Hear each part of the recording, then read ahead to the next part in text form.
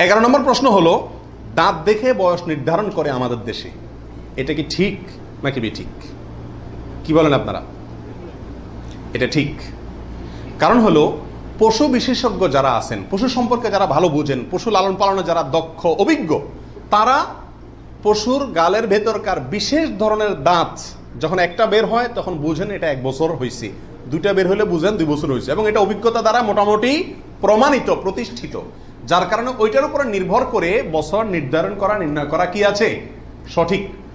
তবে কোনো পশু যদি নিশ্চিতভাবে জানা যায় তার বয়স 1 বছর 2 বছর বা যেই পরিমাণ বয়স হওয়া দরকার সেই পরিমাণ বয়স হয়েছে কিন্তু দাঁত উঠে নাই, তবুও সেটা দিয়ে কি দেওয়া যাবে? কোরবানি দেওয়া যাবে। দাঁতটা মেইন না, মেইন হলো বয়সটা ওই পরিমাণ হয়েছে কি না। ওই বয়সে হওয়ার পরও কি থাকতে পারে? দাঁত নাও থাকতে পারে।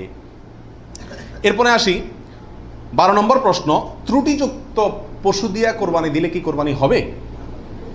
ত্রুটিযুক্ত পশু, একটা পশুর ভিতরে কোনো দোষ আছে, ত্রুটি আছে, সমস্যা আছে, রোগবালাই আছে, ওইটা এমনি জবাই করে খাইতে পারবেন, কিন্তু কোরবানি দিলে কোরবানি হবে কি না? এর উত্তর হলো, কিছু কিছু ত্রুটি আছে, যেই ত্রুটিগুলো থাকলে পশু কোরবানি করলে ওই কোরবানি যথেষ্ট হবে না। আর কিছু কিছু ত্রুটি আছে যেগুলো থাকলেও কি দেওয়া যাবে? ওই ত্রুটি সহকারে কোরবানি দিলে কোরবানি হয়ে যাবে। কোন ত্রুটিতে আপনার কোরবানি দিলে কোরবানি হবে না? একটা হলো ল্যাংড়া হওয়া, এমন ল্যাংড়া যে ল্যাংড়ার কারণে সে পশুর পালের সাথে চললে পিছায় যায়, তাদের সাথে তাল মিলায় ধরে রাখতে পারে না, অথবা জবাই করার জায়গা পর্যন্ত হেঁটে যাওয়ার ক্ষমতা নাই, তাকে ঠেলা নিয়ে যেতে হয়, ছেঁচড়ায় নিয়ে যেতে হয়, শক্তি নেই পায়ে, 1 পা হোক 2 পা হোক, এরকম ল্যাংড়া খোঁড়া যদি হয় তাহলে ওইটা দিয়ে কোরবানি দিলে কি হবে না? যথেষ্ট হবে না, হাদিসে সুস্পষ্টভাবে নিষেধ করা আছে। আরেকটা হলো যে এই পরিমাণ রুগ্ন, অসুস্থ, রোগা, যে রোগার কারণে সে চলাফেরা করতে পারে না, বা ওই যে হাঁটার শক্তি নেই, প্রচন্ড রোগা, দুর্বল, সেটা দিয়ে কোরবানি দিলেও কি হবে না? কোরবানি হবে না।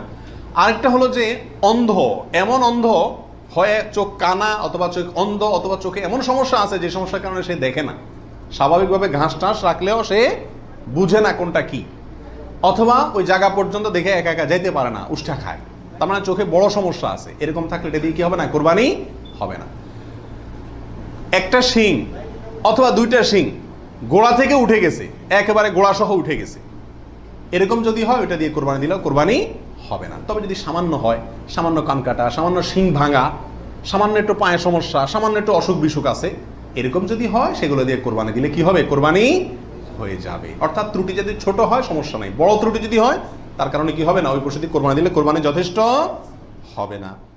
13 নম্বর প্রশ্ন হলো,